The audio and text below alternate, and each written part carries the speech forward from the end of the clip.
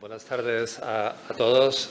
Es un privilegio y una alegría, en nombre de la Real Academia de Ingeniería, daros la bienvenida a todos y cada uno de vosotros, que de alguna manera os presentáis como amigos, como una comunidad particularmente vinculada a la ingeniería, consecuentemente a la Real Academia de Ingeniería, a través de una organización que para nosotros es un puente. Es un puente que de alguna manera facilita una comunicación, facilita un hacer negocios inteligentes y facilita además esta relación humana, esta vinculación persona a persona, en la que yo creo que vosotros, Juanjo, el nuevo director general, hace ya algunos meses sois unos maestros. Otro amigo muy próximo a mí, hace unos minutos, planteaba nuevo año, nuevos retos. Y yo creo que todos tenemos que ser conscientes de que el tiempo transcurre, que las circunstancias cambian. Quizá este año, en 2025, haya que poner el foco en las muchas circunstancias que de alguna manera nos van a afectar directa o indirectamente. Y de alguna manera creo que tenemos que armarnos de una sensibilidad, de un conocimiento y de unos compañeros de viaje que de alguna manera nos ayuden a alcanzar el éxito en un entorno que claramente es de oportunidades. Oportunidades que tienen que materializarse, pues hago mía también una expresión de Juanjo, gestionando de forma estratégica, gestionando de forma inteligente estas comunidades distintas pero complementarias, todas orientadas al mismo objetivo que de alguna manera canaliza nuestra caja de ingenieros. Un nuevo director general con una misma marca y con un compromiso idéntico con el socio. Creo que lo que nos ofrece el mundo, cierta inestabilidad estas semanas posteriores a la toma de posesión del nuevo presidente de los Estados Unidos, una situación que todos esperamos que se estabilice en el Oriente Próximo, un entorno financiero que de alguna manera invita al análisis, invita a la reflexión, invita a un ejercicio de identificar y extraer oportunidades. El identificar oportunidades, pues de alguna manera es relativamente fácil. El convertirlas en buen resultado, que de alguna manera continúe incrementando el valor generado por caja de ingenieros, es más complicado. Aquí nos encontramos con este colectivo de grandísimos profesionales con un pabellón que yo creo que les distingue, que es su compromiso con el servicio al socio. Y yo creo que esto, a través de un canal clarísimo de humanizar las finanzas, creo que es lo que os distingue como gran corporación. Creo que el ser grande o pequeño no solo depende del tamaño, sino también de vuestro compromiso con la generación de valor para el socio. Yo creo que precisamente por eso estamos en el entorno adecuado, que es esta Real Academia de Ingeniería, con una vinculación, pues yo creo que histórica, con la Caja de Ingenieros, y os lo agradecemos enormemente, Juanjo. Yo creo que lo que corresponde ahora es dar la palabra a quienes realmente ofrecéis esa autoridad de conocimiento y esta visión estratégica, que para mí es un privilegio, es un placer enorme ceder este humilde atril a un amigo mío, conocido también hace muchos años, que desempeña esa responsabilidad importantísima en un banco moderno, en un banco de futuro como es Caja Ingenieros, como es Carlos Asensio, director comercial y de servicio al socio del banco. Carlos, el atril es tuyo.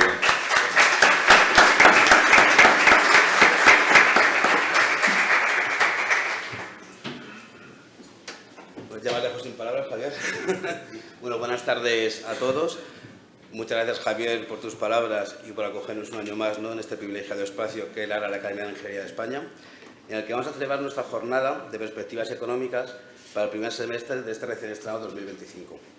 Adicionalmente, este es un año marcado por una efeméride muy especial para Caja Ingenieros, pues se cumplen 30 años de la llegada de nuestra entidad a esta ciudad, la capital de España.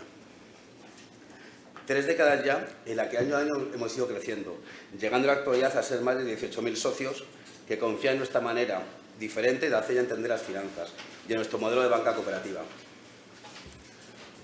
Muestra nuestro compromiso con esta ciudad es la reciente apertura de nuestro nuevo buque insignia en la calle O'Donnell 15 de Madrid, que les invito a todos ustedes, si todavía no han ido, a que se pasen a visitarla. Oficina que sustituye a nuestra oficina histórica de María Molina y que se suma a las otras 2 oficinas que tenemos en esta ciudad, la de la calle Carranza y la de Alberto Alcocer. En esos 30 años, Caja Ingenieros, en la actualidad, gestiona un volumen de negocio de 737 millones de euros en la capital. Y vamos a seguir creciendo, en un momento tan dulce en el que la capital de España se consolida a ojos de los organismos internacionales y se configura como un interesante polo de atracción de inversiones e innovación tecnológica. Y antes de que nuestros expertos desvelen las claves de la economía para este 2025, quiero ceder a continuación la palabra a Juanjo Llopis, nuestro nuevo director general. Y de nuevo, gracias a todos por vuestra asistencia y compartir este acto con nosotros. Muchas gracias.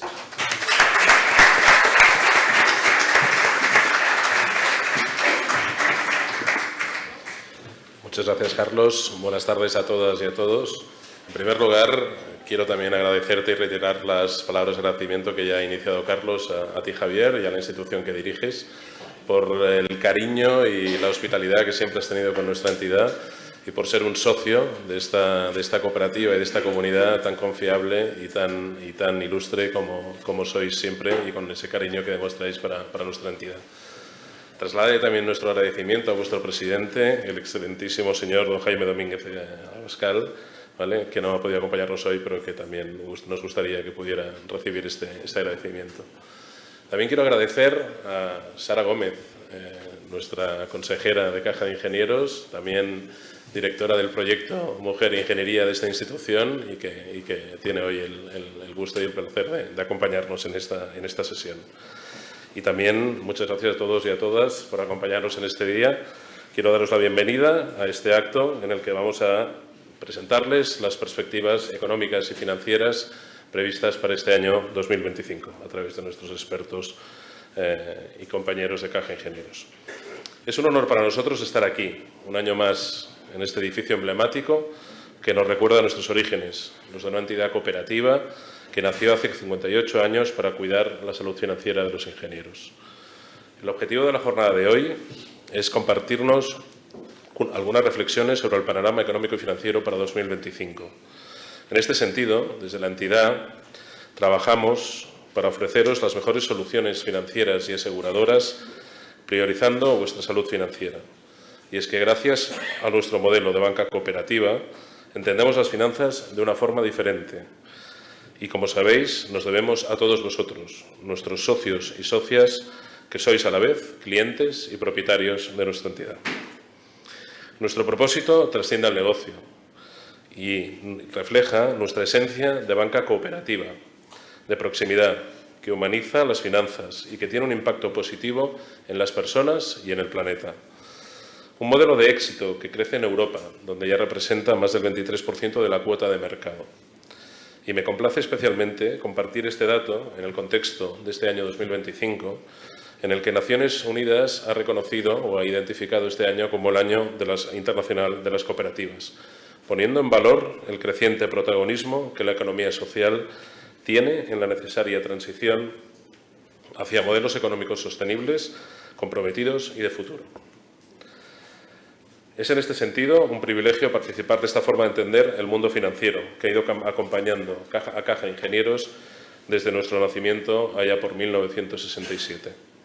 Ahora iniciamos este 2025 con la satisfacción de haber cerrado el 2024 con los mejores resultados de la historia de la Caja y iniciando y contribuyendo a poder alcanzar los objetivos de nuestro plan estratégico Transforma 2026 y que, como bien apuntaba Carlos, hemos reforzado nuestra presencia en Madrid con la apertura de nuestra oficina en la calle O'Donnell y este nuevo año celebraremos nuestro 30 aniversario en la ciudad. El nuevo año nos da la bienvenida con un buen número de interrogantes abiertos, como por ejemplo, ¿qué efectos tendrá la relajación de la política monetaria de los bancos centrales? ¿Cómo afectará el nuevo mandato de Trump al panorama financiero y económico global? O si la Unión Europea podrá arrancar las reformas necesarias para impulsar la inversión a pesar de la inestabilidad política en Francia y Alemania. Y también, cogiendo un tema de actualidad, cuáles serán los impactos de la inteligencia artificial en la aplicación tanto en entidades productivas como en el sector tecnológico. Pero como afirmaba Keynes, el desafío no es prever el futuro, sino prepararse para él. Y qué mejor para poder afrontar este desafío que contar hoy con dos expertos, Bas Fransen, director del mercado de capitales de Caja Ingenieros, y Didac Pérez, director de inversiones de Caja Ingenieros Gestión, para que nos ilustren y nos apunten estas iniciativas. Y, por tanto, sin más, dar la palabra a Bas Fransen, que empezará con su intervención. Muchas gracias.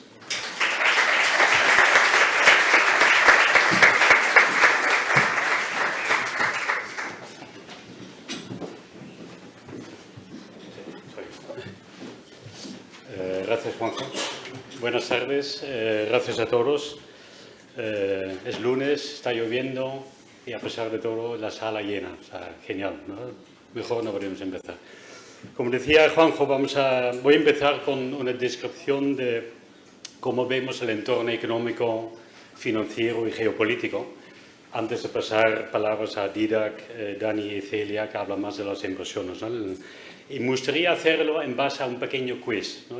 4 preguntas sencillas o no tan sencillas sobre el entorno actual que tenemos.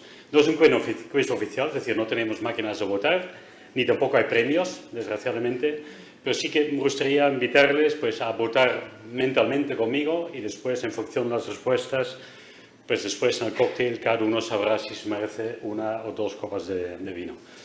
Vamos a comenzar. La primera pregunta sería respecto a la geopolítica, ¿no? Sabemos que el año pasado, en el año 2024, más de la mitad de la población pasó por las urnas, ¿no? Concretamente se celebraron elecciones en 32 países. Han habido cambios muy fuertes, muy importantes, pero ¿saben en cuántos países el partido gobernante perdió las elecciones? 20, 40, 50 o 60%. Cada uno tiene su idea y para no perder mucho tiempo vamos a ver la respuesta, ¿no? En 60% de las elecciones el partido gobernante perdió las elecciones. Esto muestra un poco el entorno político de incertidumbre, de inestabilidad, de dificultad de formar gobiernos que tenemos, ¿no? Hace pensar obviamente en la Comisión Europea, en Francia, en Alemania, en la que tenemos elecciones el día 23 del mes que viene, y por supuesto en este hombre que Juanjo ya mencionó y seguramente tenemos que hablar hoy, ¿no? La segunda pregunta sería más bien económica. Sabemos que Estados Unidos está sacando un diferencial de crecimiento importante respecto a Europa, la Unión Europea, ¿no? Y concretamente hemos calculado que el crecimiento del PIB real, es decir, el PIB sin tener en cuenta los efectos de la inflación, en Estados Unidos en los últimos 20 años creció un 51%. En Europa esa tasa fue inferior, pero ¿cuánto inferior? 18, 25, 34, 47. ¿No? Algo inferior es, pero muy exagerado no. Vamos a verlo, si han acabado los cálculos. 25%, la mitad. En 20 años hemos perdido un montón de ritmo de crecimiento en esos años, como vemos en este gráfico. Esto muestra la fortaleza y el dinamismo de la economía americana, pero también muestra los problemas económicos y estructurales que tenemos en la Unión Europea. Después hablaremos de ello también. Pasamos al bloque político. Sabemos que la política y geopolítica pueden impactar en los mercados financieros. Y aquí hablamos de Francia, ¿no? Sabemos que en Francia hay una situación económica de débil crecimiento, una situación de elevada deuda pública, déficit público y sobre todo una inestabilidad política desde hace muchos años con el auge del partido de extrema derecha de Le Pen, ¿no? Y recientemente, en las elecciones del año pasado, lo vimos, ¿no? Con Macron, que sigue de presidente pero sin apoyo de sus partidos políticos. ¿Cómo afectan los mercados? Pues si recuerdan de hace años la prima de riesgo, ¿no? El diferencial de la deuda respecto a la deuda alemana, la pregunta es, de los países periféricos de Europa, es decir, Portugal, España, Italia y Grecia, ¿cuáles tienen la prima de riesgo ya por debajo de Francia? Es decir, ¿cuáles se financian tipos de intereses mejores que Francia? La apuesta lógica igual sería, hombre, ninguna. Francia sigue siendo un rating doble A. Francia es Francia, ¿no? Y los periféricos son los periféricos. 0, 1, 2 o 3. Vamos a ver la respuesta. 3. Todos los países periféricos, excepto Italia, tienen la prima de riesgo ya inferior a Francia. Incluso Grecia, que quebró en su deuda pública en el año 2014-2015. Muestra un poco la situación económica que tenemos, económica-política que tenemos en la Unión Europea, con un cambio, ¿no? Donde el sur, digamos, está ganando terreno a los core Europe, como decimos en inglés, ¿no? Ante Francia y Alemania en concreto. Después hablaremos de ello también. Y para finalizar, esta la pregunta ya es para el comodín del público, quizás, pero es un poco más difícil. El conjunto de las principales economías del mundo, Estados Unidos y los 4 principales estados de la Unión Europea, consiguieron en los últimos 20 años reducir su deuda privada respecto al PIB con 7 puntos. Es decir, la suma de la deuda de las familias y las empresas se redujo razonablemente en diferentes países europeos. En China pasó algo distinto, ¿no? ¿Qué pasó en China en los últimos años? Pues un ligero crecimiento también, o un incremento de 15, 43 o incluso 86 puntos básicos. Ese seguramente es un poco más delicado, esa es la pregunta bonus, ¿no? Puntúa doblemente. La respuesta es 86%. Muestra, por un lado, que las economías del Occidente, sobre todo Estados Unidos y España, han reducido fuertemente su deuda privada, que da colchón, digamos, da pulmón financiero a las empresas y las familias, y muestra también la situación que tenemos en en China con un fuerte incremento de la deuda pública y privada que causa o ha causado un poco la situación económica en la que se encuentra el país a día de hoy. Visto esto, vamos a ver, nosotros pensamos que en clave económico, clave entorno, tenemos que pensar en esos 5 factores que pueden definir un poco la evolución de la economía y los mercados financieros. Por supuesto, la geopolítica, por supuesto, el señor Trump, que ya ha empezado con muchas ganas, la Unión Europea, que hemos mencionado, la economía y la política, los bancos centrales, que Juanjo mencionaba en su introducción, y, por supuesto, cómo evolucionarán y cómo reaccionarán los mercados a los diferentes acontecimientos. Diferentes factores de riesgo, diferentes factores de incertidumbre que tenemos en el horizonte, pero en cambio, y tanto Didac como yo lo explicaremos, pensamos que estamos en un entorno de fundamentos muy sólidos. Es decir, tenemos economías generalmente fuertes, con datos económicos muy sólidos, la estructura de la economía funciona bien, y a nivel empresarial lo mismo. Didac, sobre todo en su intervención, lo explicará bien. Y es un poco lógico también, porque si pensamos, hace solo 5 años, en los últimos 5 años, las economías y muchas empresas, o todas las empresas, han pasado, uno, por la pandemia global, COVID, y después, en el año 22, unas tasas de inflación del 10-12% y un incremento espectacular en los tipos de interés de los bancos centrales.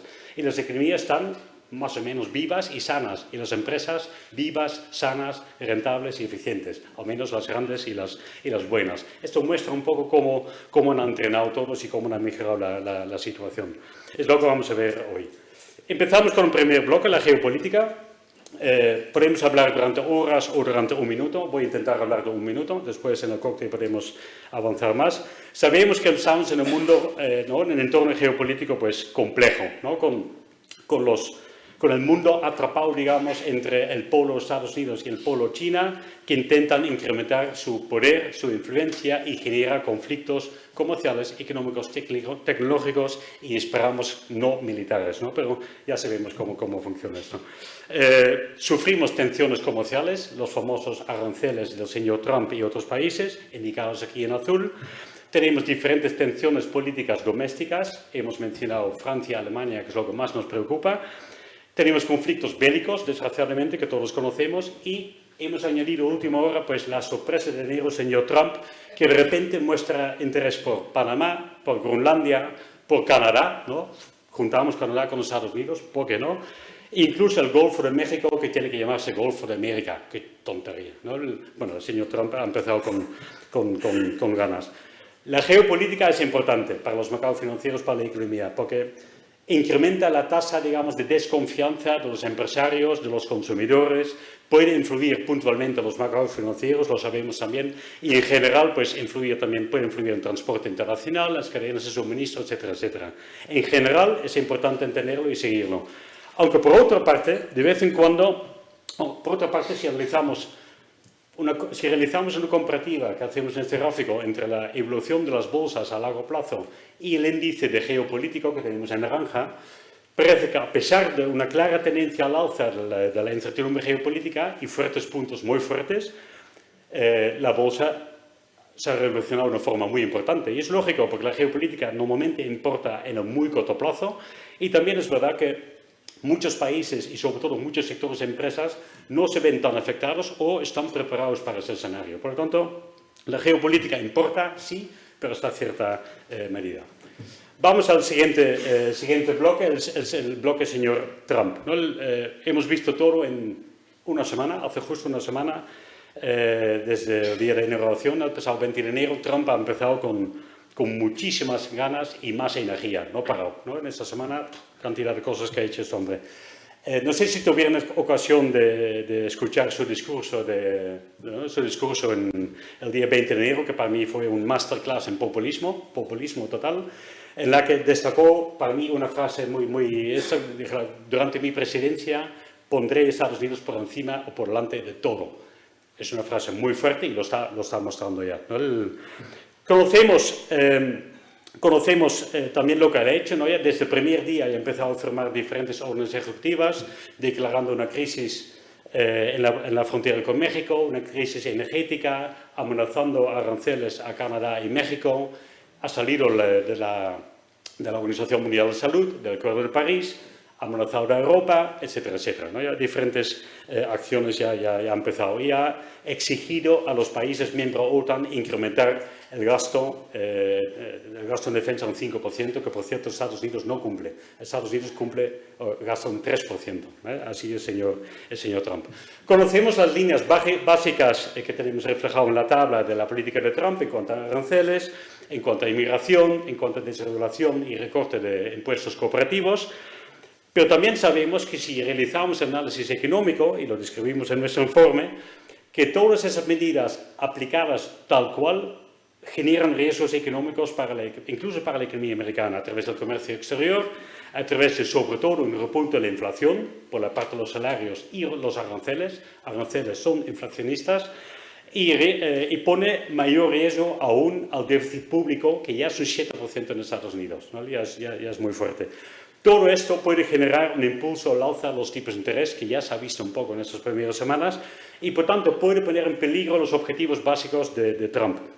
Sabiendo también que el señor Trump es un señor que se fija mucho en el corto plazo, le preocupa mucho su índice de popularidad, ¿no? Es un presidente querido o no querido, le interesa mucho cómo evolucionan los mercados, Wall Street, las bolsas. Y sobre todo, Trump se ha comprometido claramente con una reducción de la inflación. Según Trump, el gran culpable de la inflación es el señor Biden. Obviamente no es del todo correcto, pero él se ha comprometido claramente. Por lo tanto, pensamos que haciendo un mix de todo esto, pensamos que Trump será bastante más pragmático que sus propuestas iniciales. Y de hecho, esta primera semana ya lo está haciendo. Durante esta primera semana de su presidencia ha hablado 2 veces con el líder de China, 2 veces ya, ¿no? Para intentar buscar soluciones a sus problemas.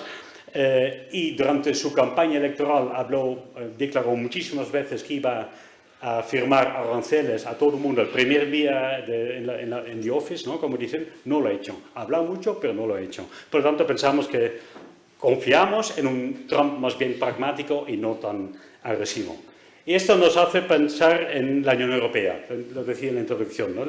Europa tiene un problema, bueno, tiene muchos problemas. Y de hecho, por esta razón, el Consejo Europeo hace 2 años pidió al señor Letta y al señor Draghi preparar un informe, diferentes informes de qué nos pasa y dónde tenemos que ir, ¿no? Sabemos que Europa tiene problemas económicos, ¿no? Nos falta capacidad de inversión, nos falta innovación, nos falta productividad. En general no conseguimos generar un fuerte ritmo de crecimiento, como hemos visto en el gráfico de la segunda pregunta del quiz, ¿no? Y seguramente tiene que ver con la situación política que tenemos, ¿no? Nos falta cohesión, nos falta coordinación y nos falta unión. Hay diferentes ejemplos, pero por ejemplo cuando hace unos años la Comisión Europea se quejaba o criticaba a China por los derechos humanos, señor Macron cogió un avión a Pekín para llevarse unos contratos para las empresas francesas, ¿no? Recientemente la Comisión Europea critica a Elon Musk por la influencia que está intentando tener en las elecciones alemanas, y mientras tanto la presidenta italiana Meloni se va a cenar con él. Esos son diferentes ejemplos de total descoordinación europea que tenemos también a nivel financiero, tenemos a nivel energético, ¿no? con países promoviendo energía nuclear y otros lo cierran. Bueno, un caos, ¿no? Falta, por tanto, coordinación con el objetivo de levantar mayor flujos de inversión en Europa, porque el mundo está en un momento muy complejo, muy delicado. Europa tiene que defenderse económicamente y militarmente, y no es porque lo dice el señor Trump, ¿no? Hay diferentes reformas que tenemos que hacer. Los tenemos listados en esta tabla, que son bastante densas, pero básicamente se trata, que son lo que nos recomienda Letta y Draghi, es intentar movilizar el enorme capital privado que tenemos en Europa. Europa como conjunto no tiene mucha deuda. La deuda pública es razonable y la deuda privada, lo hemos comentado antes, ha bajado fuertemente. Entre todos los europeos tenemos un ahorro privado, un capital privado inmenso. Lo que pasa es que no lo invertimos, lo tenemos en la cuenta bancaria, en el depósito bancario o en el Nasdaq, pero no en las bolsas europeas o proyectos europeos. Eso es lo que hay que cambiar. Tenemos que generar, digamos, movilizar nuestro capital para invertir aquí. Reducir la carga regulatoria, que a nosotros como entidad financiera nos encantaría, ¿no? Que desde Bruselas se frenaran un poquito.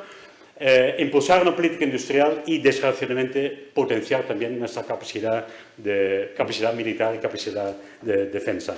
Aquí somos, igual que en el caso de Trump somos optimistas, aquí somos, digamos, escépticos, ¿no? Porque los planes de Draghi y Letta están muy bien, pero es algo romántico y algo idealista.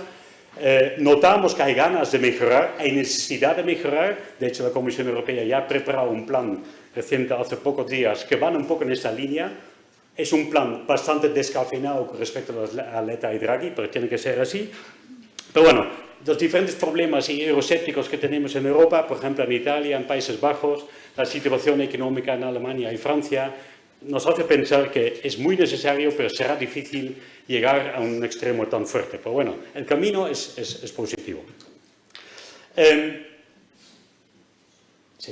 El cuarto bloque sería los bancos centrales, ¿vale? Juanjo lo mencionaba en la introducción, los bancos centrales han iniciado recortes de tipos, pero no obstante nosotros hablamos de, aquí en el título decimos, divergencia monetaria. Es decir, y la palabra divergencia puede sorprender, porque la verdad es que desde junio en Europa y septiembre en Estados Unidos, ambos bancos centrales, Fed y Banco Central Europeo, han recortado los tipos con 100 puntos básicos. Pero a partir de ahora todo será distinto, en nuestra opinión. Lo vemos un poco en las declaraciones, es decir, el jueves tenemos reunión del Banco Central Europeo, en la que pensamos que el Banco Central Europeo volverá a bajar los tipos de interés con 25 puntos básicos. Si miramos la reunión anterior de diciembre, ahí la duda era si bajar 25 o 50, porque, como vemos en las declaraciones abajo, la presidenta Lagarde dijo la situación económica es relativamente delicada y la inflación está moderando claramente. Esto muestra que podemos y necesitamos bajar los tipos de interés. En Estados Unidos, en la última reunión de diciembre, también bajaron 25 puntos básicos, pero la duda era bajar 25 o no bajar, porque como dijeron, el ritmo económico es relativamente sólido y la inflación es algo elevada todavía. Y lo vemos en los gráficos. A la izquierda tenemos la inflación subyacente, que es la inflación sin los componentes más volátiles como alimentación y energía. Vemos un 3,3% en Estados Unidos y un 2,5% en Europa. Parece una diferencia pequeña, pero un punto porcentual para los bancos centrales es un mundo. La situación en Europa es claramente distinta que en Europa. Lo vemos también en expectativas de inflación que cotizan en el mercado. Realmente parece que estamos en una divergencia monetaria con la Reserva Federal, que tiene reunión pasado mañana, más bien preparado para frenar su recorte de tipos y ver hacia dónde mueve la inflación, que está costando mucho más, y Europa continuando con sus recortes de tipos aproximadamente hacia el 2%, que es más o menos lo que pensamos y lo que descuenta el mercado actualmente. Esta divergencia monetaria tiene, por supuesto, consecuencias económicas, pero sobre todo en los mercados financieros. El mejor ejemplo es la divisa, el dólar. El dólar llegó hace pocos días cerca de la paridad, 1,0180 marcó más o menos, hoy está un poco más relajado. Tiene que ver con esto, diferencial de tipos de interés, por supuesto, y lo notamos también en el mercado de bonos que tenemos aquí reflejado, ¿no? El mercado de deuda pública americana en este caso. Este gráfico muestra la rentabilidad del bono americano, el Treasury, a 10 años, un mes y 3 meses después del primer recorte de la Fed, que fue en septiembre del año pasado, comparado con otros ciclos de bajada del Banco Central. Vemos en las líneas finas que normalmente, cuando la Fed empieza a bajar los tipos, la rentabilidad del bono a largo plazo también baja un poco. Y es lógico, la teoría económica nos dice esto. Esta vez, la línea roja ha pasado todo lo contrario. La rentabilidad del bono americano ha subido casi 100 puntos básicos, hoy en día un poco inferior. Totalmente lo contrario de lo que nos dice la lógica. Esto tiene mucho que ver con el mensaje del presidente Powell, ¿no? Que pone un freno en el recorte de tipos de interés, o al menos lo anticipa, porque la inflación, la moderación de la inflación decepciona un poco, pero tiene que ver también con la victoria de Trump, como hemos mencionado anteriormente. La victoria de Trump hace pensar en mayor inflación, mayor déficit y, por tanto, algo más de tensión en el mercado de bonos. Por tanto, vemos rentabilidades 4,5, 4,60 en 10 años americanos, que es a un nivel no acorde al recorte de interés que tenemos por parte de la Fed. Es algo que pensamos que tenemos que seguir muy de cerca, porque un incremento fuerte de estos tipos de interés por encima del 5% seguramente tendrán impacto en las bolsas y en la economía, pero también a la vez es una oportunidad para inversores a largo plazo, o bien de forma directa o a través de fondos de inversión o carteras gestionadas, como veremos a continuación. Algo desde luego a tener en cuenta. Dicho esto, y voy acabando poco a poco, el actual entorno de tanto riesgo, tanta incertidumbre de Trump, de la geopolítica, de la inflación, de los bancos centrales, nos hace pensar nos obliga a pensar en escenarios. Es decir, nosotros pensamos en un escenario base, que más o menos he explicado, o lo resumo, pero también nos damos cuenta que existen dos escenarios distintos, uno mejor, otro peor, con una probabilidad no muy pequeña. Nosotros lo reflejamos como 20, 60, 20, pero como tendrán, esto es así, ¿no? Pueden ser porcentajes distintos, pero no es un 80, 10, 10, ¿no? Son dos escenarios de cola que son posibles, El escenario base es más o menos lo que he explicado. Pensamos en una continuación de la moderación de la inflación, con alguna duda en Estados Unidos, que permite a los bancos centrales recortar los tipos un poquito más, y vemos una moderación de la actividad económica, pero con unos fundamentos muy sólidos, como he explicado, en la mayoría de los países. Y pensamos en un Trump pragmático, sin hacer mucho daño. Pero obviamente una situación más pesimista, digamos, también es posible, ¿no? Puede provocarse por un Trump muy agresivo, una economía que decepciona, una inflación que repunta en Estados Unidos y obliga a la Fed a reaccionar, etcétera, etcétera. Pero, por otro lado, también es verdad que podríamos pensar en un escenario con menos probabilidad, pero más optimista. Las economías se están aguantando bien, la inflación podría moderarse a mayor ritmo, dando lugar a mayores recortes tipos de la Fed, o incluso podríamos ver fuertes impulsos fiscales para la economía alemana, francesa o china. ¿Quién sabe? Todo eso, no nos limitamos, son escenarios que son realmente plausibles, aunque no son nuestro escenario base.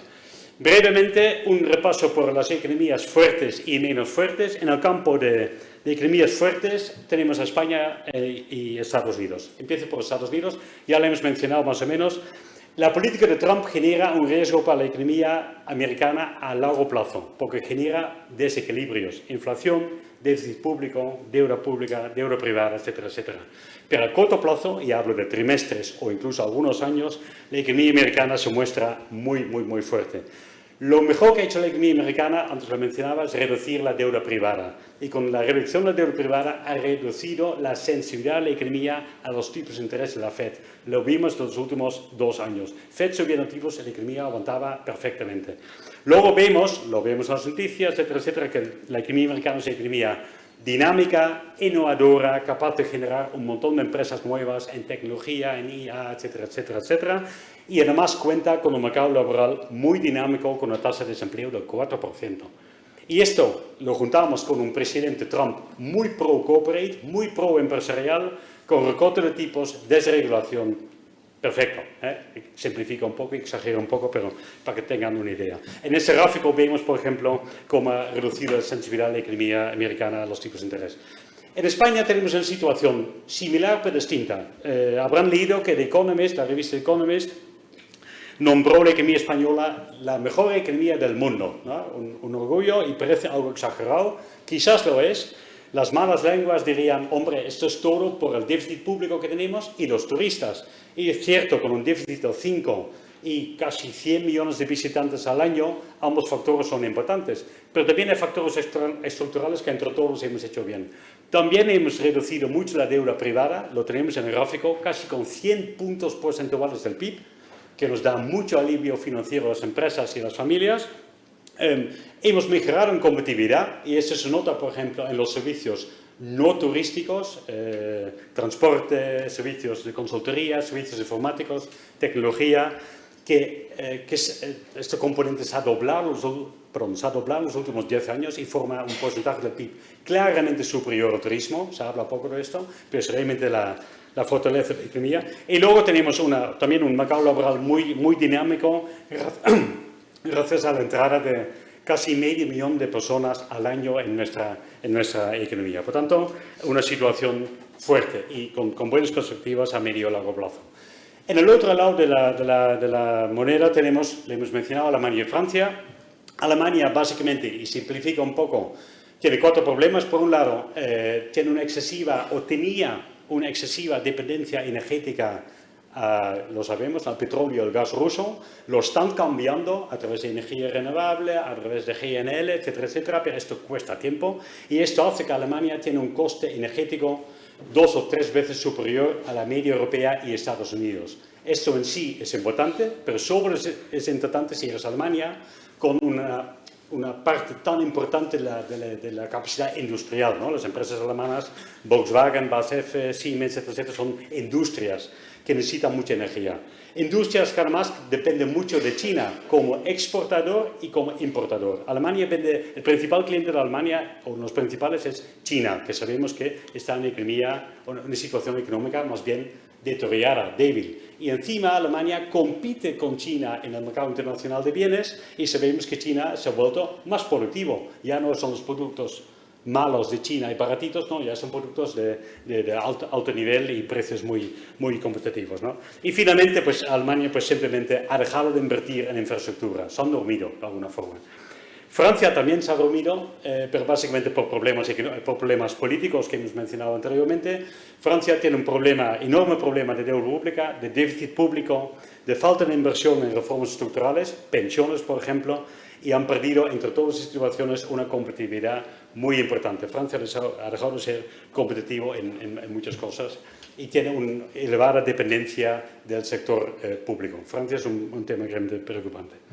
Y finalmente, China, y voy acabando ya. En China, simplificando mucho, China ha sido una situación muy compleja, pero básicamente China lo que ha hecho en los últimos 15-20 años, lo hemos visto antes, incrementar deuda pública y privada, pero invertir en muchas cosas, pero sobre todo en el mercado inmobiliario, que ahora ha entrado en burbuja, ha entrado en crisis, con lo cual ya es un problema. Hay millones y millones de viviendas vacíos en China.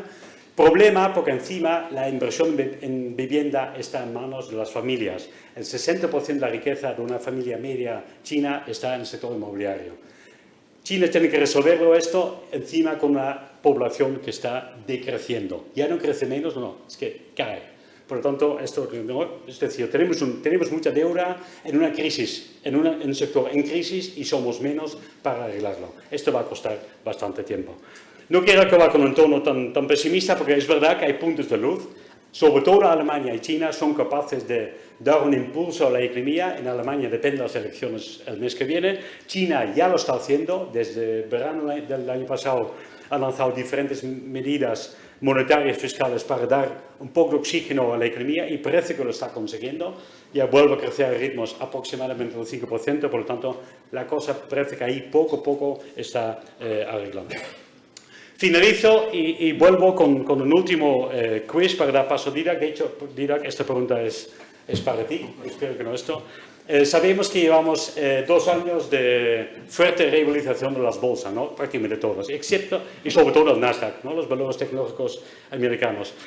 ¿Sabríais decir en cuántos episodios de corrección de mínimo 5% hemos tenido en estos 2 años? A pesar de un más 60%. Yo creo que me has pillado, pero por el ruido, por los episodios de la volatilidad, me decantaría por entre 7 y 10. Parece que está pactado 7. Sí. Hoy ya serían 8, ¿no? No, hoy 5 no.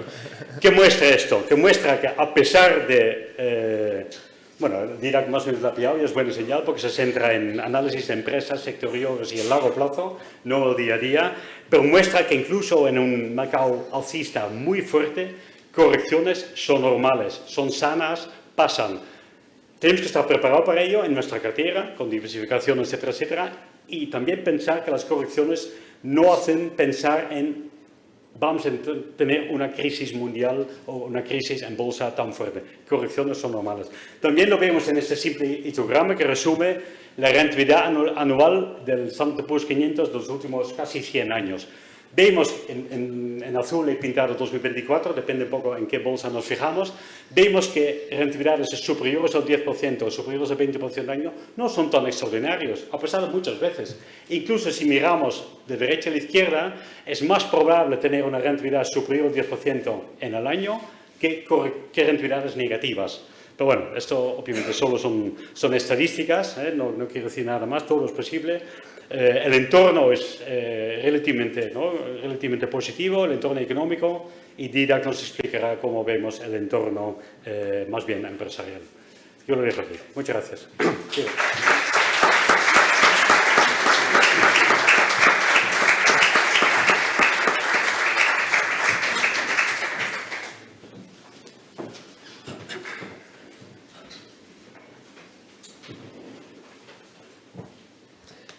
Gracias, Bas. Gracias, Juanjo. Gracias a todos y todas. Bien, pues yo me quedaría con un par de puntos pues realmente importantes, ¿no? de este quiz final que nos presenta Bas, y un poco por apuntillar esos puntos de luz, ¿no? que tenemos, quizá no tanto a nivel geopolítico, probablemente algo más por el lado macroeconómico, pero sí en el entorno corporativo, ¿no? Y un poco, pues esta pregunta nos deja dos reflexiones muy importantes. La primera y más importante de todos es que los activos de renta variable siempre suben, y es algo que no lo dice Caja de Ingenieros, sino es algo que lo dice la historia. Es cierto que más en algunos sitios que en otros, pero de alguna manera siempre suben, tanto de forma absoluta como especialmente de forma relativa contra otros activos financieros, como por ejemplo los bonos. Y segundo punto, o segunda reflexión también importante, que es necesaria para que se cumpla la reflexión número 1, y es que necesariamente vamos a experimentar episodios de volatilidad, movimientos, ruido, que generan pues esas caídas periódicas que vamos viendo, como por ejemplo la que estamos experimentando el día de hoy. Por eso es importante que afrontemos nuestras inversiones con cierta tranquilidad y cierto escepticismo cuando realmente tengamos esas presiones con respecto a esos titulares que nos pueden venir, por ejemplo, por el lado de la prensa. Empezamos ahora sí. A mí lo que me gustaría es, precisamente para poder afrontar con tranquilidad pues esos momentos de ruido extremo, digamos, es importante, pues, de alguna manera, desgranar el grano de la paja. Y me diréis, bueno, ¿cómo hacemos eso? O ¿cómo podemos llevarlo a cabo para realmente, pues, estar más cómodos o más tranquilos en la medida que cabe? Pues yo lo que diría es centrarnos en los fundamentales. Y cuando decimos centrarnos en los fundamentales, en este caso corporativos, básicamente lo que estamos diciendo es, especialmente, vamos a tener el foco en los beneficios empresariales.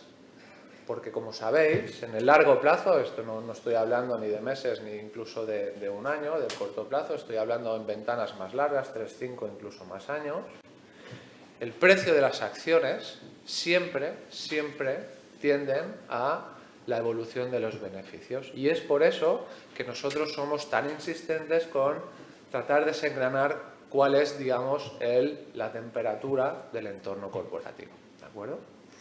Bien, pues ahora sí empezamos y permitidme, y a riesgo de generalizar, coger 3 de los puntos principales que nos hacía referencia Bas, porque los utilizaré, digamos, como nuestro escenario base. ¿De acuerdo? Primer punto principal es una macroeconomía relativamente sólida, fuera de los miedos que teníamos no solo el año pasado. Recordéis que el año pasado entrábamos 2024 con uy, que finalmente no se produjo, pero sino también 2023, eso no ha pasado, y afortunadamente el tono macroeconómico pues es sólido. Es cierto, me podéis decir que se podría discernir de un mundo a 2 velocidades, emergentes por un lado, desarrollados por otro, y dentro de desarrollados, como bien comentaba Bas, Estados Unidos por un lado, con crecimientos aproximadamente de 2,5%, y la zona euro pues con esas fragilidades que hacía referencia, pues crecimientos más austeros, alrededor del 1% en el mejor de los casos, ¿no? Pero bueno, en cualquier caso, un tono ciertamente sólido, ¿de acuerdo? Segundo punto importante, las inflaciones. Como bien decía Bas, inflaciones moderando, perfecto, porque eso, digamos, genera expectativas a los agentes económicos, y de momento esas expectativas, afortunadamente, se están cumpliendo, y sobre todo muy positivo para el punto 3, porque eso permite a los bancos centrales quitar el pie del freno. Es decir, los bancos centrales, como bien apuntaba Bas, pues durante ya 2024 hubo algunos pioneros en el 23, principalmente emergentes, pero el grueso del conjunto de bancos centrales pues se produjo en 2024, aprovecharon ahora sí para reducir los tipos de interés. Los tipos de interés continúan en niveles elevados, es cierto, pero como mínimo no van a frenar en el margen de forma adicional durante los próximos trimestres. Bien, pues con eso, si añadimos otro punto que realmente tenemos encima de la mesa, y quizás es un punto que nos sorprende pues, en mayor medida a todos y todas, y es la fortaleza del empleo, ¿verdad? Vemos incluso en la zona euro, pero sobre todo también en Estados Unidos, cómo pues el empleo, pues cada vez las variables siguen siendo pues ciertamente sólidas. ¿Por qué es importante esto? Pues como vemos en el gráfico, esa fortaleza del empleo unida a esa buena tendencia macroeconómica, lo que está permitiendo, de alguna manera, es que ahora sí los salarios estén creciendo por encima de la inflación. Y eso es importante porque de alguna manera supone dos cosas. El primero y más importante es que el poder adquisitivo se torna positivo, ¿de acuerdo? Y como resultado de lo anterior, la confianza de los consumidores mejora, ¿vale? Esas dos variables que permiten que las ventas de las compañías continúen con una buena dinámica, ¿cierto? Y esa buena dinámica va a permitir, digamos, que, como veremos a continuación, los resultados corporativos continúen en una dinámica pues ciertamente positiva.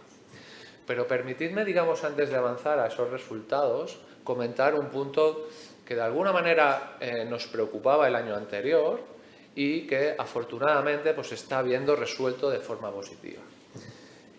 Si recuerdan algunos de ustedes, que veo caras conocidas en las últimas perspectivas que hicimos después de verano, uno de los puntos que abogábamos o que hacíamos referencia para mantener al foco es que el crecimiento de ventas, que ha sido positivo en los últimos años, estaba demasiado sesgado a lo que era el crecimiento en precios, ¿de acuerdo? Todos los hemos visto, pusimos algún ejemplo de algún caso práctico como los coches, ¿no? como los utilitarios, etcétera, etcétera, pero es algo que hemos visto en todos los productos, ¿de acuerdo? Y es algo que de alguna manera nos preocupaba. ¿Por qué nos preocupaba? Porque ese incremento de precios de alguna manera se estaba, digamos, como agotando, ¿no? Los consumidores, las compañías, las familias, pues de alguna manera estaban ya en los últimos puntos en asumir mayores incrementos de precio. Pues bien, lo que ha sucedido en los últimos meses, los últimos trimestres, y gracias, digamos, a ese poder adquisitivo, es que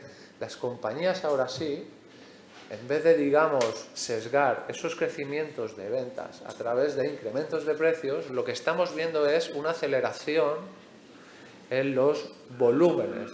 Es decir, las compañías están pudiendo vender más, no a través de precios, sino a través de la venta de más productos, más servicios. Con lo cual, por ahí es un punto que nos hace estar ciertamente tranquilos, ¿de acuerdo? Pasando al segundo punto importante dentro de lo que son resultados operativos, los márgenes. Aquí digamos que incluso estamos más tranquilos, precisamente porque existen tres variables que de alguna manera están evolucionando de forma positiva o muy positiva. Materias primas, inventarios y productividad, ¿de acuerdo? Por citar brevemente las tres. Materias primas. Como sabéis, pandemia, luego nos viene el conflicto en Ucrania y eso hace disparar los precios de las materias primas, no solo energéticas, sino que también agrícolas e industriales, llegando a pico, como vemos en el gráfico de arriba a la izquierda, llegando en pico a mediados del 21 y a partir de ahí iniciar una senda bajista, no solo incluso en las materias primas energéticas, sino en todas las tipologías. ¿Qué supone eso? Menores costes de aprovisionamiento, como veremos a continuación. Segunda gran variable, los inventarios. También a raíz de la pandemia, como bien sabéis, pues ¿qué hicieron naturalmente las compañías? Pues con miedo a que se cerraran las cadenas de aprovisionamiento, pues hicieron o exageraron el nivel de demanda de productos para no quedarse con estocaje. ¿Qué pasó? Que los consumidores no pudieron hacer frente a ese sobreestocaje y hasta que no ha habido una dilución de ese sobreestocaje en las compañías, pues eso ha ido mermando lo que son los márgenes operativos. Punto positivo, como vemos en el gráfico de arriba a la derecha, pues ese proceso de estocaje ya ha finalizado y a partir de ahora volvemos de forma natural a construir stocks dentro del mundo corporativo. Tercera variable positiva, abajo a la izquierda lo vemos, productividad, vas hacia referencia. Sí que es cierto que hay más productividad en Estados Unidos, no tanto en Europa, pero en cualquier caso ganancias de productividad, ¿de acuerdo? Y incluso esperamos que vayan en aumento una vez tengamos mayor adaptabilidad o mayor adaptación de los productos y servicios o los métodos de trabajo con estas nuevas dinámicas tecnológicas como pueden ser, por ejemplo, la inteligencia artificial. Con todo, estas tres variables pues compensan con creces dos variables que todavía están ahí. Una sería los costes laborables, el aumento de costes laborables, obviamente que hacíamos referencia en la anterior diapositiva, donde esos efectos de segunda ronda todavía los tenemos en las cuentas de las compañías.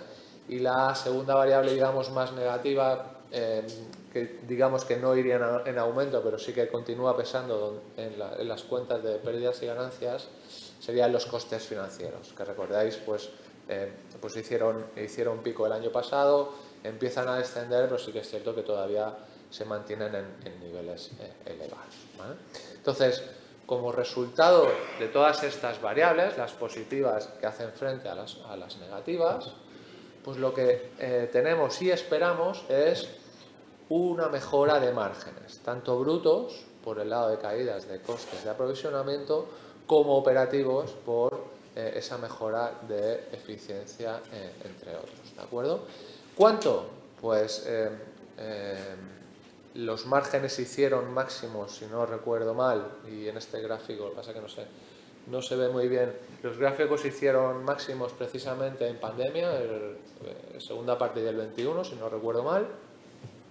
A partir de ahí iniciaron una senda de caída de entre 200-300 puntos básicos, 3 puntos porcentuales hasta el inicios del 2024, y a partir de ahí todos esos puntos positivos, materias primas, inventarios, productividad, etcétera, etcétera, empezaron a entrar dentro de las cuentas de pérdidas y ganancias y a partir de ahí empezamos a mejorar. ¿Cuánto esperamos que mejoren? Pues esperamos incluso que vuelvan a niveles máximos, a niveles de pandemia, y eso supondría mejorar pues entre 200, 300 puntos básicos dependiendo de la región. Un poquito menos en Europa, un poquito más en Estados Unidos, ¿de acuerdo?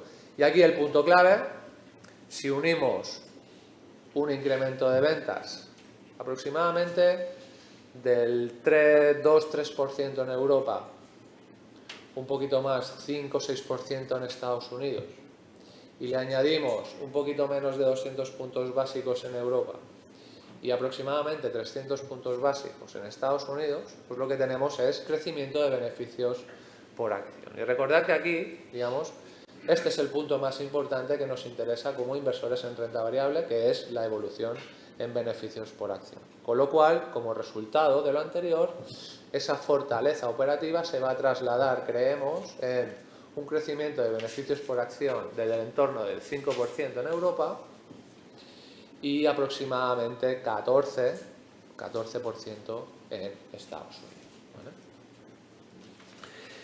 Bien, pasando al bloque de fundamentales, yo aquí pues no añadiría nada nuevo con respecto a lo que teníamos en 2024, lo cual pues obviamente no es negativo. ¿Por qué?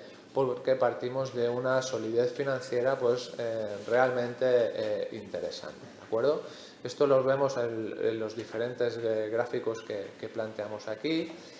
Arriba a la izquierda vemos, Bas ha mencionado, el nivel de endeudamiento, no solo en absoluto, sino en relativo. Vemos como sigue cayendo, lo cual es positivo y deja mucho margen de maniobra a las compañías. En el gráfico a la derecha, pues precisamente vemos esa facilidad, digamos, para devolver o para cubrir los intereses, ¿vale? Que es cierto que ha caído desde el punto álgido, pero se mantienen en niveles de holgados. Eso es gracias a unas caídas del nivel de endeudamiento y, por otro lado, esa mejora operativa.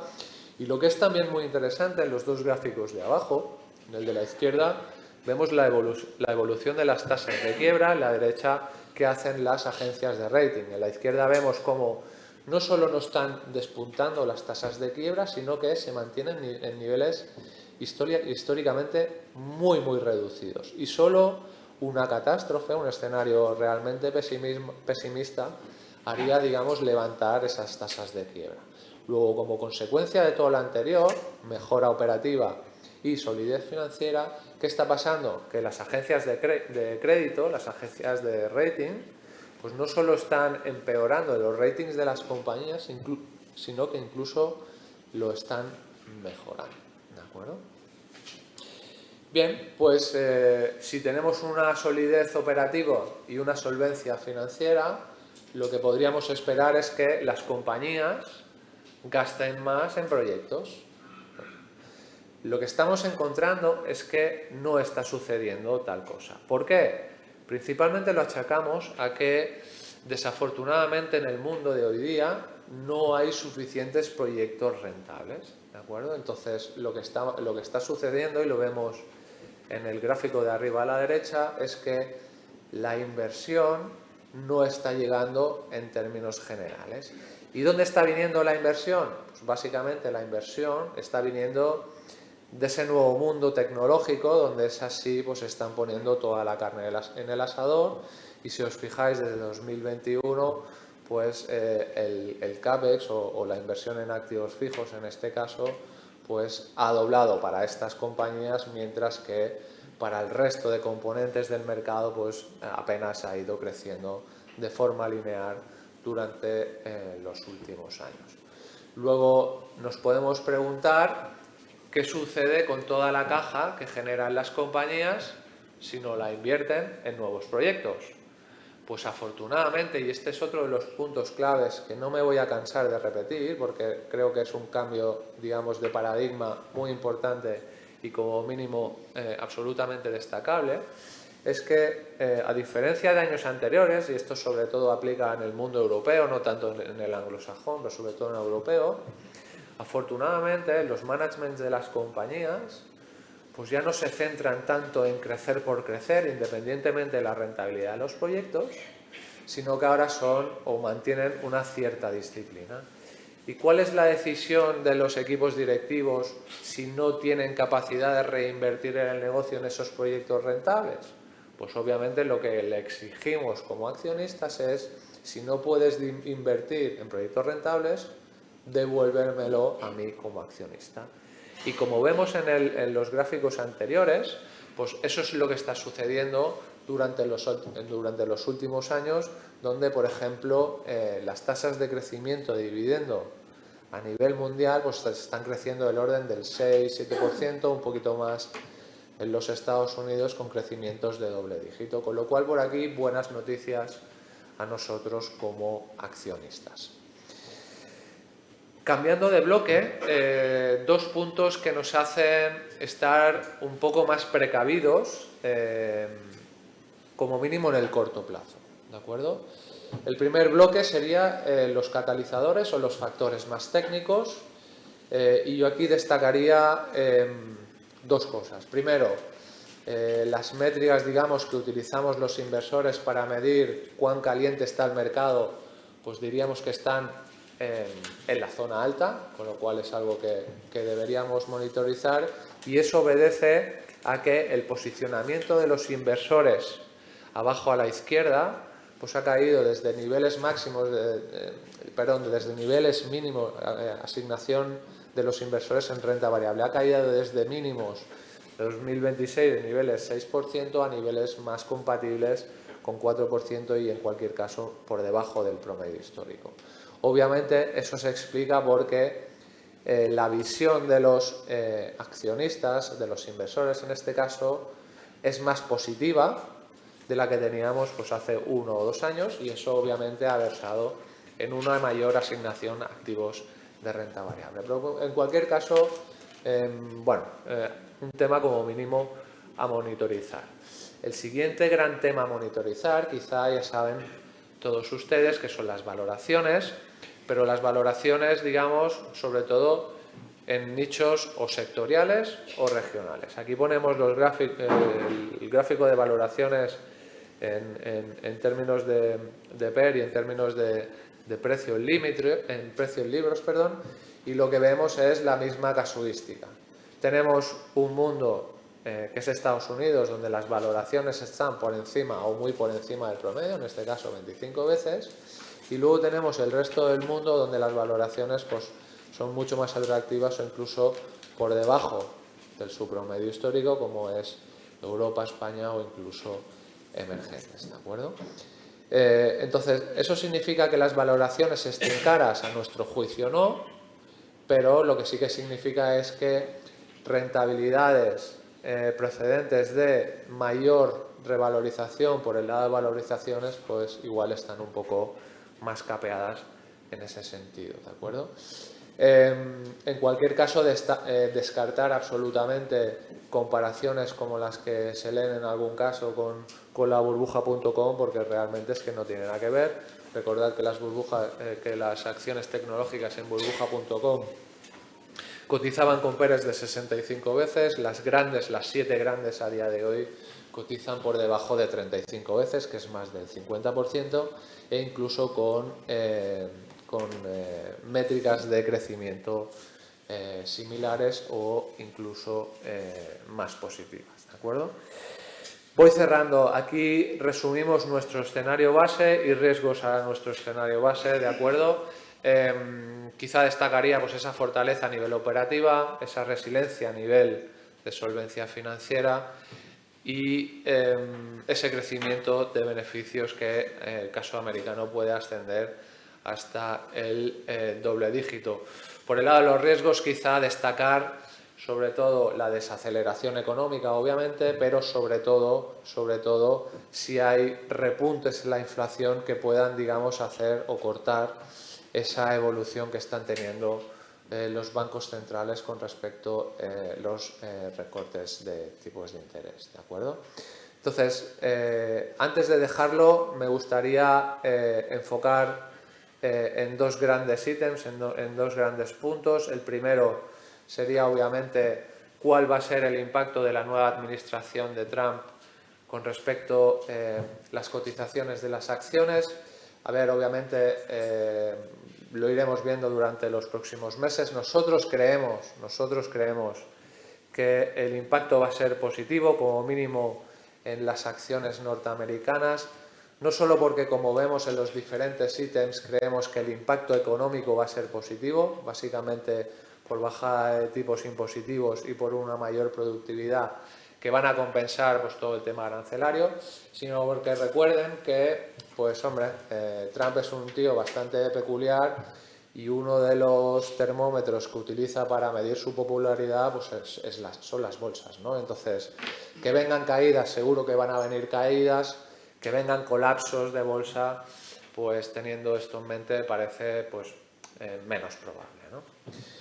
Y por último, el segundo gran foco es, como saben, la rentabilidad de 2024, que no fue baja, pues vino explicada por factores muy idiosincráticos, muy focalizados, ¿no? Y uno fue pues, la evolución de las grandes compañías tecnológicas norteamericanas, las denominan, bueno, hay varios acrónimos, Fatman, las Mac 7, Batman, el que quieran, ¿no? Pero al final, digamos, estas compañías explicaron prácticamente la totalidad del retorno en los índices mundiales y en los índices norteamericanos durante 2024.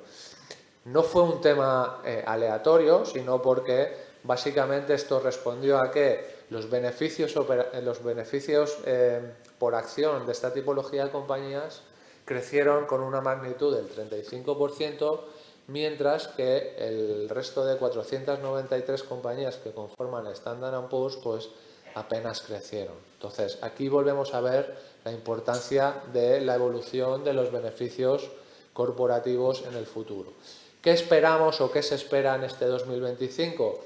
que esa bifurcación de evolución de resultados de las grandes versus el resto se vaya contrayendo y que de alguna manera, pues, entre que las grandes no crecen tanto por un efecto base, se sigue esperando crecimientos muy significativos del 20%, pero sobre todo, y esperemos que igual Trump así lo promueva, es que el resto de compañías pues puedan hacer ese catch up con las grandes. Se espera crecimientos más del orden de doble dígito. Pero en cualquier caso, para evitar, digamos, esas discrepancias en términos de rentabilidad, pues conjuntamente con la administración de Trump, pues este será otro de los focos a tener en cuenta durante 2025.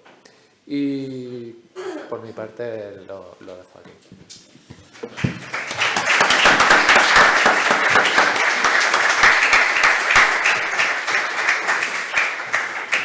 Muchas gracias, Didac, muchas gracias, Bas, por vuestras intervenciones. Este año, antes de abrir el turno de preguntas, en el que también nos acompañarán Didac y Bas, queremos introducir una novedad.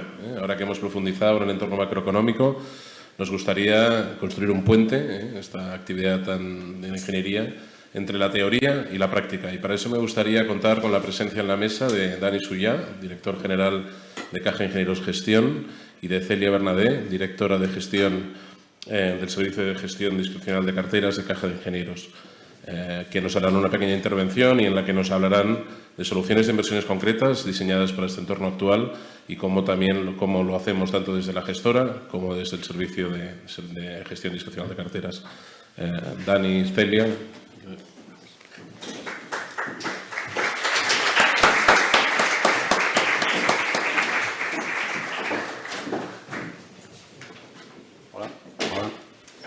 Muchas gracias, Juanjo.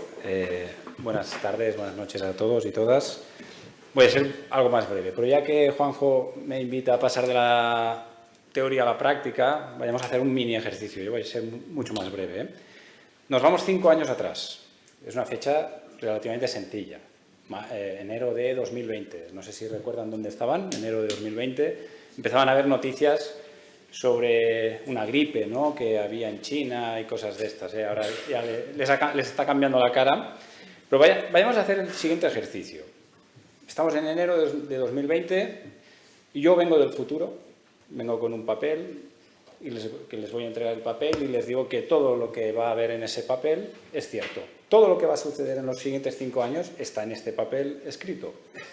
Vayamos a ver qué dice en el papel. El papel dice que esta gripe no es una gripe, se transforma en pandemia, una pandemia mundial, van a morir millones de personas, van a cerrar economías. Las bolsas en marzo, si no me corrige Bas, van a caer, una caída no vista seguramente desde el crash del 29, un siglo atrás. Los países van a tener que endeudarse, la salida de la deuda es inflación, que coincide con una guerra en Europa no prevista, lo ha hecho Didac también, materias primas, energía se dispara.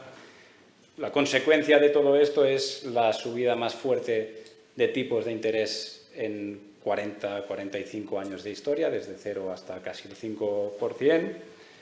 Las bolsas lo anticipan, van a volver a caer en el año 22 de manera fuerte con otros tantos activos. Va a haber un consenso pocas veces visto antes de recesión, en el año 23, en el año 24, y para terminar el pastel que os estoy contando, en este ciclo de 5 años, un tal señor Trump va a volver a ser presidente de Estados Unidos con una retórica bastante preocupante. Bien, claro, yo qué invito o qué reflexión me gustaría que tomáramos. Si yo les hubiera dado esta tarjeta, todo lo que he hecho ha sucedido, es verdad. ¿Qué decisión de inversión hubieran tomado en enero de 2020 si solo hubieran tenido que decidir en ese momento qué hacían para los próximos 5 años? No habría sido sencilla la decisión. No sé si conocen un tal Peter Lynch, un gestor norteamericano afamado de los años 80, 90. Él decía, más dinero se pierde o se ha perdido o se ha dejado de ganar anticipando las caídas que en las propias caídas. Pues, ¿qué dice la teoría económica? La teoría económica, la teoría moderna de carteras, podríamos decir, es que en carteras diversificadas y en un plazo de tiempo moderado, carteras con más exposición a riesgo, el regulador obliga a poner riesgo, yo diría volatilidad, carteras con más exposición a volatilidad deberían dar más rentabilidad. Aquí tenéis los 3 fondos, puedo decir insignia, ¿no?, o más representativos de la casa. Premier, 100% renta fija, bonos corporativos, Environment, 60-40 y el Caja Ingenieros Global, que es un 100% de bolsa. Esto es la teoría económica, teoría moderna de carteras. Si este cuadro se lo doy en 2020, deberían haber tomado una decisión de qué hacer, sabiendo todo lo que iba a pasar, ¿eh? Acordaros, cuando te dan el papel de todo lo que va a pasar, ¿qué decisión tomas? Pues vayamos a chequear cuál ha sido la realidad de estos 5 años, que realmente no hemos estado aburridos. En la columna sombreada, más a la derecha, a 5 años, por cierto, no lo he dicho, en el año 2020 ya veníamos de unos cuantos años en bolsas globales buenas y una buena rentabilidad en renta fija, si bien es cierto que ya con tipos casi planos cero negativos, con lo cual la expectativa no era muy alta.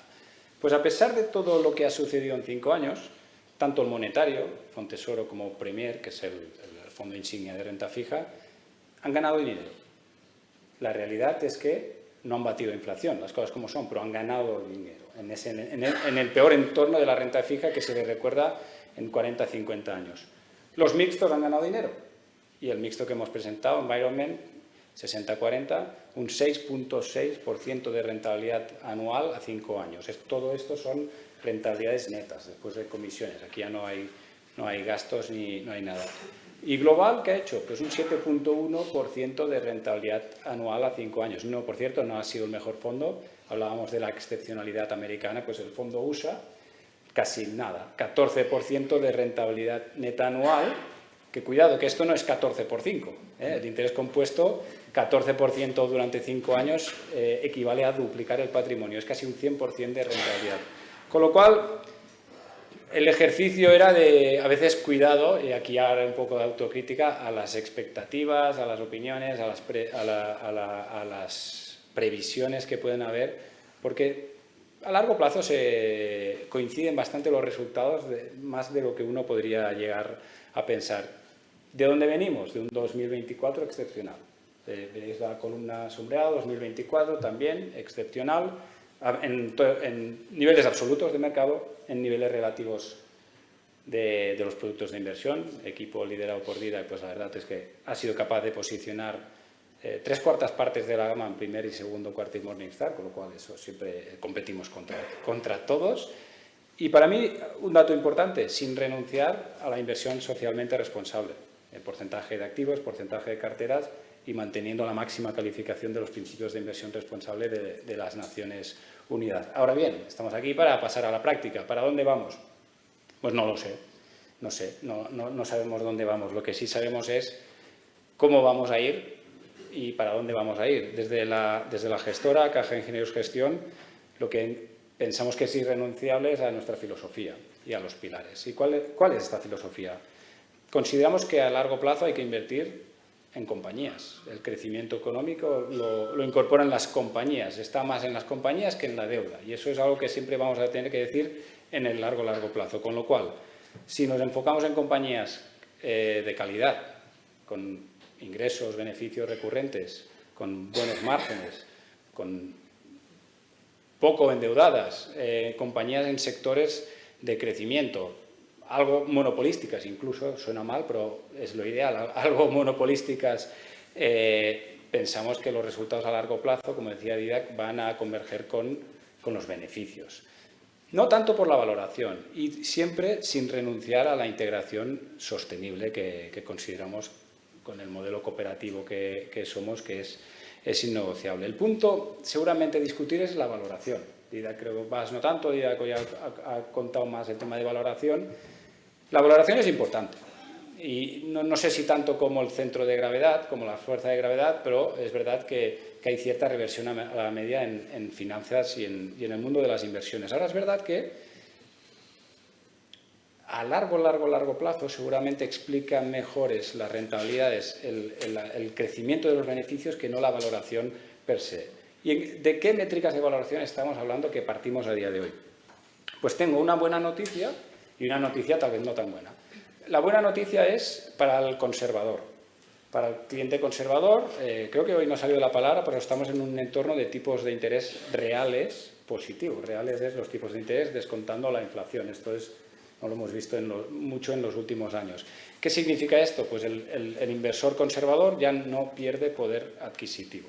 Ahora bien, nosotros consideramos que hay más valor invirtiendo en corporativos que en deuda pública, consideramos que no hace falta coger mucho riesgo ni de tipos de interés, que esos plazos largos, ni de calidad crediticia mala, pues un rating malo, pues entonces tendríamos el fondo Premier que presentábamos antes, con rentabilidades implícitas, 3,5, un poco más, porque el mercado se ha movido estos días, 3,5 anual a 3 años con alta calidad crediticia. Esta es una muy buena noticia para el cliente conservador y pensamos que para aquel que pueda permanecer más de 3 meses, consideramos que mejor un corto plazo que no un monetario. La buena noticia de la renta fija se traslada en los mixtos. Al final, los mixtos, históricamente las carteras mixtas funcionaban muy bien por esa descorrelación renta variable bonos, que no siempre se mantuvo, y esa parte de renta fija que haga de colchón cuando vengan los eventos que llegarán y vendrán de renta variable. Y por la parte de renta variable, cuando hablamos de valoraciones, hablamos me pone PS en inglés, es price earnings, es precio-beneficios. ¿Cuántas veces estamos pagando los beneficios de las compañías que hay en cartera? Pues en el mundo global, hoy se hace difícil encontrar una buena compañía que crece de calidad y barata. Realmente está muy complicado, con lo cual es más, diría que hablaba de múltiplos de 23, 24, 25, nuestras carteras globales están más en 21, 22, 23. ¿Qué significa esto? La expectativa de rentabilidad seguramente es menor a ese 14, 12, 10% de rentabilidad anual del que venimos, pero cuidado, se pueden obtener rentabilidades de 6, 8, 10%. ¿Por qué? Porque verán la columna ROIC es el retorno sobre el capital empleado de las compañías que componen la cartera, y el EPS es los beneficios por acción, el crecimiento de beneficios por acción.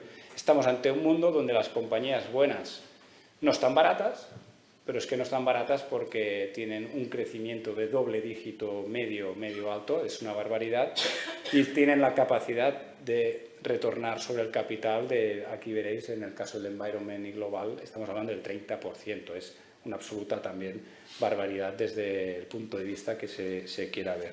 Con lo cual, ahora no vengo yo del año 2030 con ninguna tarjeta, van a tener que consultar con los asesores y gerentes, pero sí que voy a utilizar para terminar un proverbio chino que me gusta mucho, que dice que el mejor momento para plantar un árbol fue hace 20 años, el segundo mejor momento es hoy. Yo creo que en inversiones, esto ya es casi Mark Twain, pero el mejor momento para invertir tal vez fue hace 5 o 10 años, pero que no les quite las ganas para el segundo mejor momento que es hoy. Así que, muchas gracias.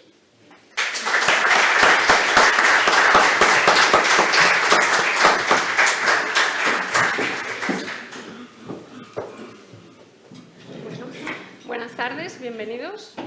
Un placer compartir atril hoy con compañeros de los que siempre se aprende y que nos han explicado cómo existen amenazas en el horizonte, pero también existen oportunidades de inversión. ¿Cómo podemos aprovechar nosotros estas oportunidades de inversión y cómo puede Caja Ingenieros ayudarnos a aprovecharlas? Siguiendo en la línea de invertir en fondos y concretamente a través de carteras de fondos, queremos explicar que hay 3 formas de hacerlo, ¿no? Se puede invertir siendo independiente, cuando tenemos el conocimiento financiero suficiente y el tiempo necesario, podemos tomar nuestras propias decisiones y para ello ponemos a su disposición toda nuestra plataforma de fondos, tanto propios como externos. Puede que tengamos conocimientos y queramos tomar las decisiones finales sobre nuestras inversiones, pero que nos guste tener una guía, un acompañamiento, ¿no? Y para eso pues tenemos a su disposición nuestros servicios de asesoramiento puntual.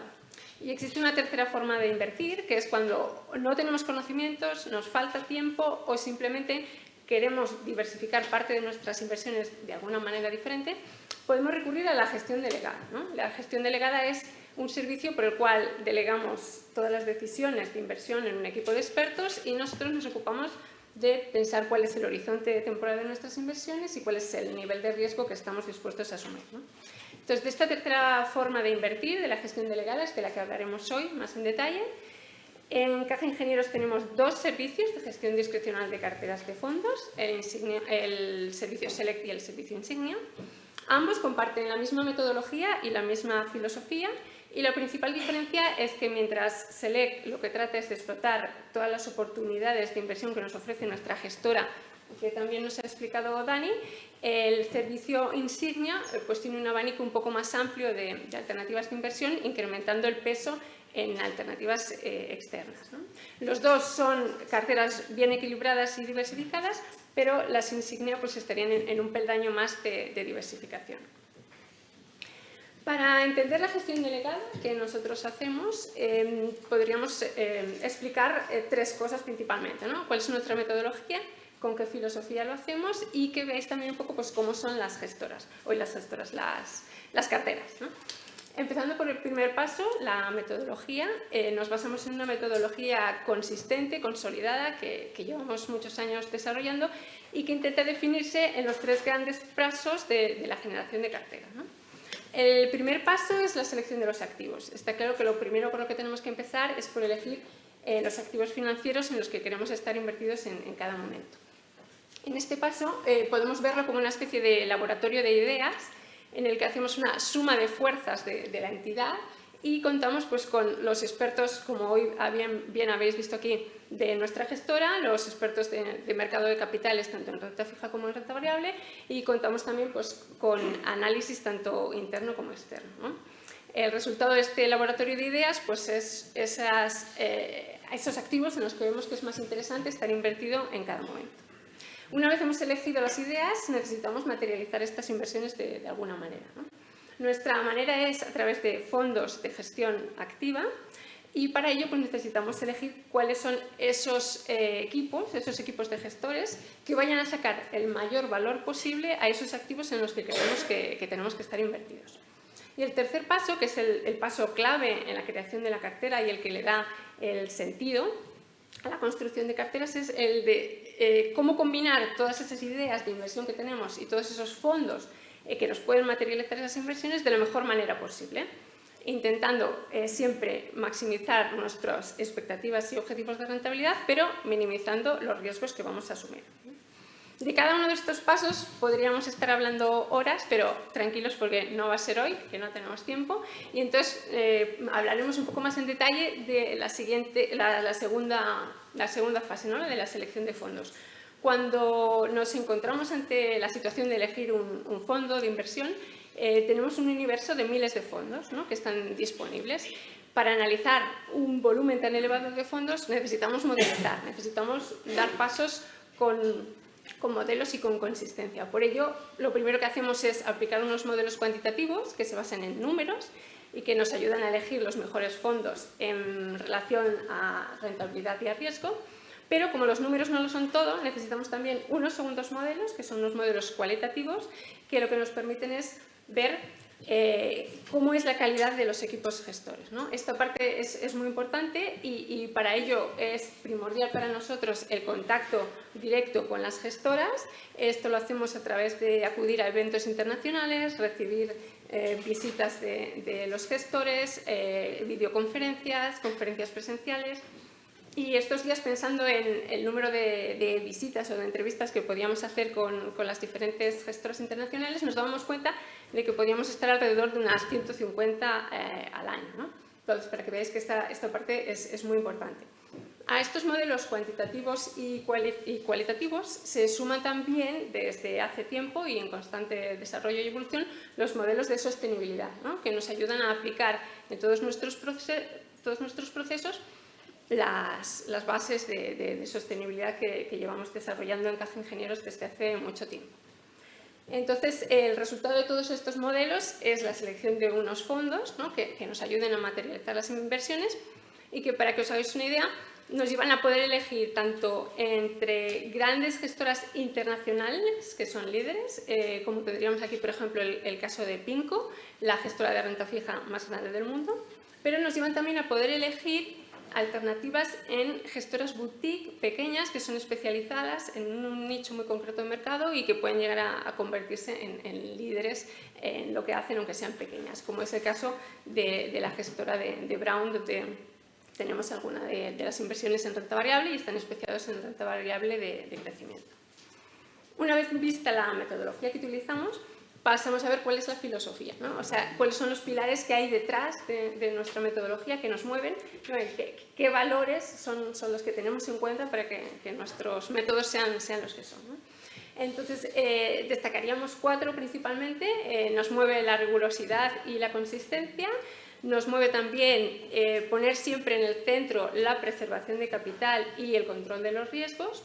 Somos unos inversores, como ya se ha comentado previamente, de largo plazo, que intentamos evitar los ruidos del corto plazo y que nuestras inversiones vayan capitalizando desde cuanto antes mejor, como decía Didan, resultados y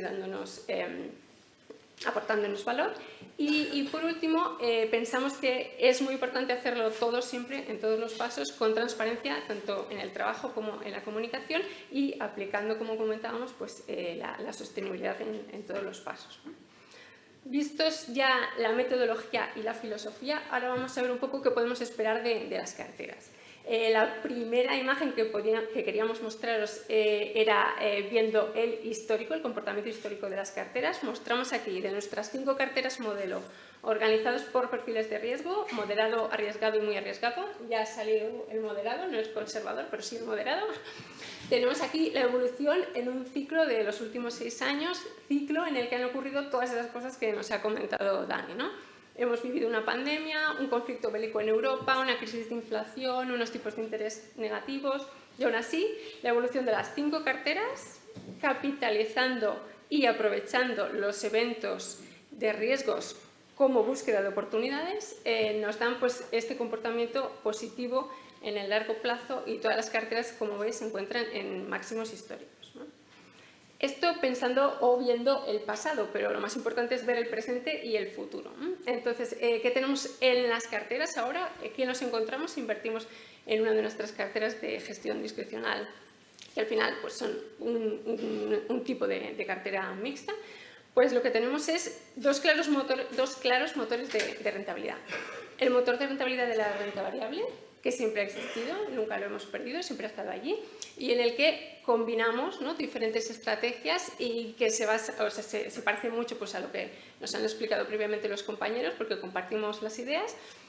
Y tenemos un segundo motor de rentabilidad, el motor de rentabilidad de la renta fija. Esto es que es importante saber que durante algunos años se había perdido, ahora lo hemos recuperado y es un motor clave, ¿no? Durante los últimos años hemos podido ir construyendo unas carteras que combinan diferentes vencimientos, diferentes niveles de calidad crediticia con un enfoque global y que, para que os hagáis una idea, en media ahora mismo estas carteras de renta fija tienen unos cupones implícitos de un 3,90 aproximadamente, lo que quiere decir que estos cupones están trabajando para nuestra rentabilidad y para nuestra capitalización cada día, ¿no? Tenemos esta base de la renta fija que hemos recuperado y que es tan importante en la gestión de las carteras. Bueno, tenemos estos dos motores de rentabilidad, por fin, los dos de vuelta, y tenemos también siempre nosotros la combinación con algunas estrategias alternativas que son tan importantes para mitigar los riesgos y que ahora tienen menor peso por esta recuperación de la renta fija, pero que siempre mantenemos.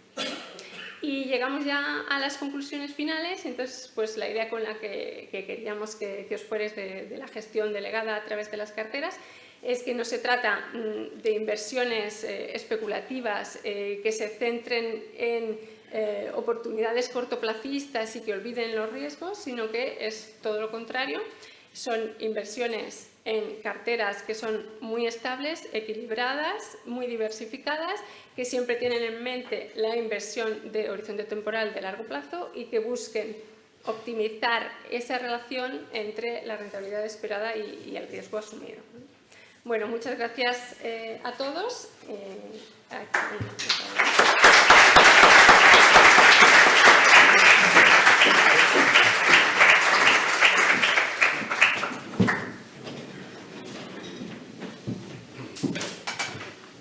Muy bien, Gracias, Celia. Gracias, Dani. Bien, ahora nos tocaría el turno de preguntas, pero vamos un poquito mal de tiempo, nos hemos comido el espacio y como tendremos ahora la ocasión de poder compartir con todos ustedes que quieran acompañarnos un cóctel en la planta de arriba, si les parece, podríamos derivar las preguntas a ese espacio.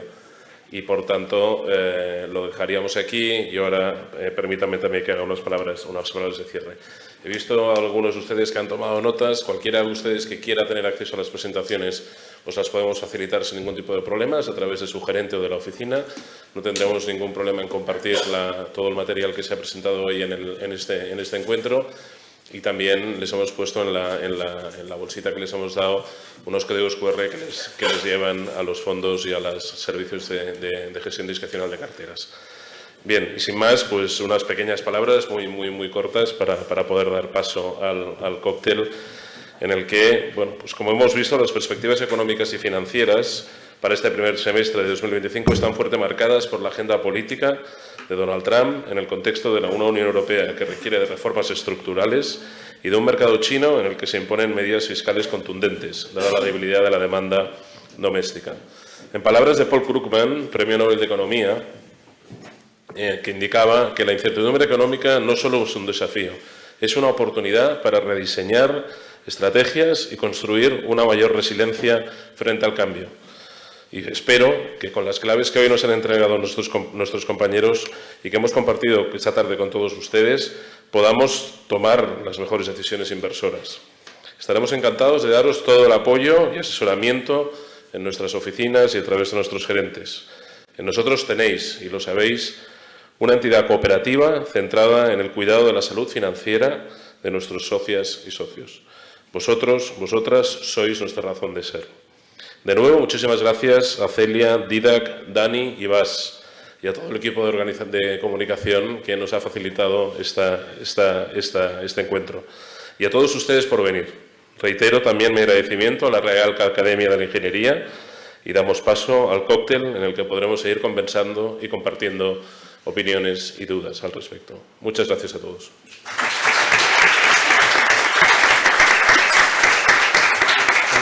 Gracias.